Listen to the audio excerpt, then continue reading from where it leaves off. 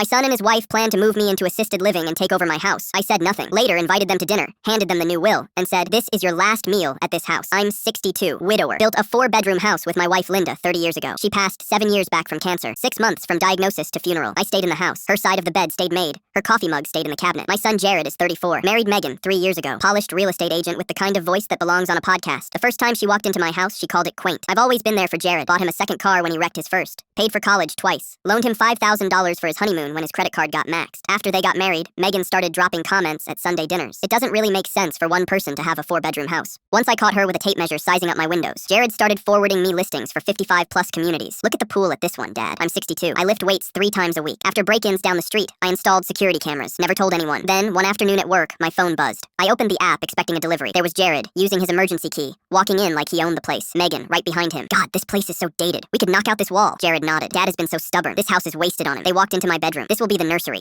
We can dump all his old stuff in the basement, or just trash it. Then she opened my closet, looked at Linda's coats, and said, "All this junk needs to go. So depressing, keeping dead people's clothes. Junk." That was a 25-year marriage. Then came the kicker. "We need to start looking at assisted living places." Jared agreed. "Yeah, we might need to push it soon for his safety." Next morning, I called Frank, my attorney for decades, showed him the footage. He watched it without speaking, then said, "Ungrateful little jerks. What do you want to do?" "I want them out. Legally, financially, everything." I told him to convert the house into a no-kill dog shelter after I die. Partnered with Second Chance Rescue, where I'd been volunteering since I got Duke. Trust funded for maintenance forever. Jared and Megan couldn't touch a single dollar. For 2 weeks, I played it cool. Nodded at brochures. Smiled at retirement condo links. Then I picked a Sunday and invited them to dinner. Told them to come hungry. I made prime rib. Nothing says screw you like a perfect meal before you blow up someone's world. Halfway through, Megan mentioned a friend's dad loving his senior community. I smiled. "Sounds nice. I've been thinking about my future too." Made some decisions about the house. I dropped the folder on the table. Updated my will. All final. She opened it. Her face went from Super Bowl champion to stepping in something awful in 3 seconds. "It's going to be what? A dog shelter. Linda's name will be on the sign. This is our inheritance. What makes you think you've earned an inheritance?" That's when I pulled out my phone, opened the security app, and hit play. Their voices filled the room. The tour, the nursery comment, Linda's coats called junk, the assisted living plan. Every word. When it ended, the room was dead silent. Megan exploded. "You spied on us! It's my house! I can have cameras on my own property!" She switched tactics. "Greg, we were just trying to help you plan. By calling my dead wife's things junk?" That's when she cracked. "You ungrateful old man. After everything we've done, coming to these stupid dinners, pretending to care about your dumb dog." There it was, the truth. Jared finally found his spine. "Megan, shut up. Too late. Sunday dinners are done. Leave your key on the table." He set it down and followed her out. 3 months later, Jared showed up unshaven, divorcing Megan. Turns out after the inheritance vanished, she'd moved on to Plan B, his parents' Colorado vacation home. Same routine, same script. He said he was blind, said he was sorry. I told him the shelter was already under construction. "Can I at least know if you're doing okay?" "I'm doing fine. Better than fine." He nodded, looking around at the yard, probably thinking about everything he threw away. Funny thing about betrayal, it shows you who actually matters, and sometimes it's not even people.